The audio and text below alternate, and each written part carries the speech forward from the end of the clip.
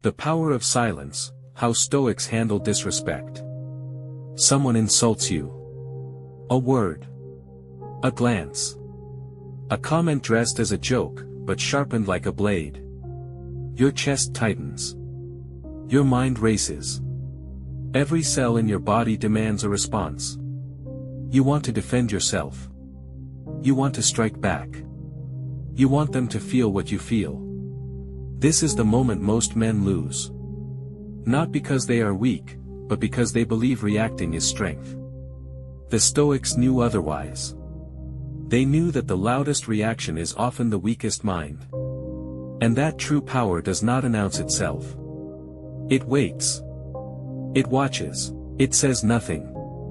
Today, we uncover the lost art the ancients mastered, the discipline that turned insults into invisible blows that landed on no one.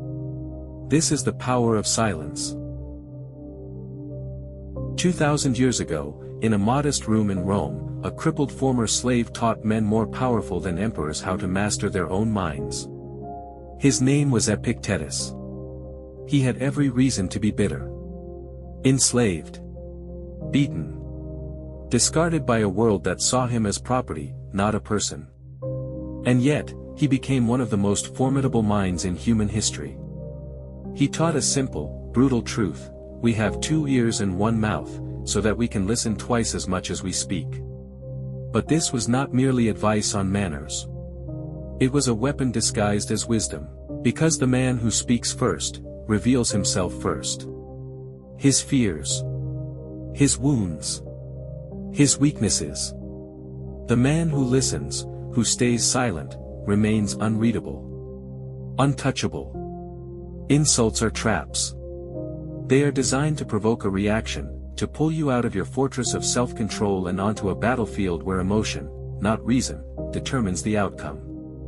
Epictetus called this the difference between what is in our control and what is not. The words of another man. Not in your control. Your reaction to those words. Entirely in your control. This is where your power lives, not in the ability to silence others, but in your ability to remain silent within yourself.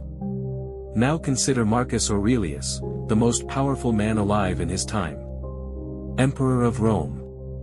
Commander of legions. A man who could have any critic executed with a single word. And yet, night after night, in a war tent far from the comforts of the palace, he wrote to himself, not for an audience, not for history, but to master his own mind. He reminded himself, you have power over your mind, not outside events. Realize this, and you will find strength.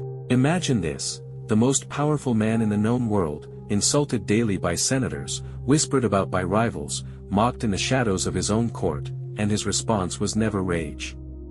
It was reflection. This is the pause. The sacred space between stimulus and response. When someone insults you, there is a gap, a fraction of a second, before your emotion seize control. Most people never notice this gap. They fall through it, straight into reaction. But the Stoic trains himself to live inside that gap. To stretch it. To turn 1 second into an eternity of clarity. In that space, you do not ask, how do I hurt them back? You ask, does this deserve my energy? Silence, then, is not weakness. Silence is a closed door, one the insult cannot walk through. An insult requires a reaction to become real. Without your reaction, it dies in the air, unacknowledged, powerless. This is why the Stoics were feared, not for their anger, but for their composure. A man who cannot be provoked cannot be controlled. And a man who cannot be controlled, cannot be defeated.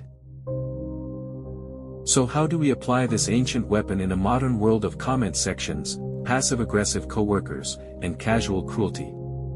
3 disciplines. Timeless. Brutal in their simplicity. First, the 3-second rule. Before you respond to any insult, count. 1. 2. 3. This is not hesitation. This is command. In these 3 seconds, ask yourself, does this person's opinion of me carry any weight in my actual life? Most of the time, the honest answer is no. Second, the mirror technique. When insulted, do not perform anger, and do not perform hurt. Perform nothing. Let your face become a mirror, reflecting the insult back to its source without absorbing it. Marcus Aurelius wrote, "The best revenge is to be unlike him who performed the injury." Your silence is not surrender. It is the ultimate refusal to participate in another man's chaos. Third, the inner courtroom. After the moment has passed, not during it, sit with what was said. Ask yourself honestly, was there truth in it? If yes, extract the lesson, and thank the insult for the gift of self-awareness. If no, release it completely, as smoke dissolving into open air. This is not about becoming numb. It is about becoming sovereign, ruler of your own inner kingdom, immune to the noise of lesser men. The next time someone tries to provoke you, remember this. They are handing you a sword, hoping you will cut yourself with it. Refuse the blade. Let your silence become the wall they cannot climb, the door they cannot open, the storm they cannot touch. You do not need the last word. You need the last calm. If this philosophy has strengthened you, if you feel the weight of ancient wisdom settling into your bones, then join those who walk this path with us. Subscribe. Because the world will not stop testing you. But now, you know how to remain unshaken.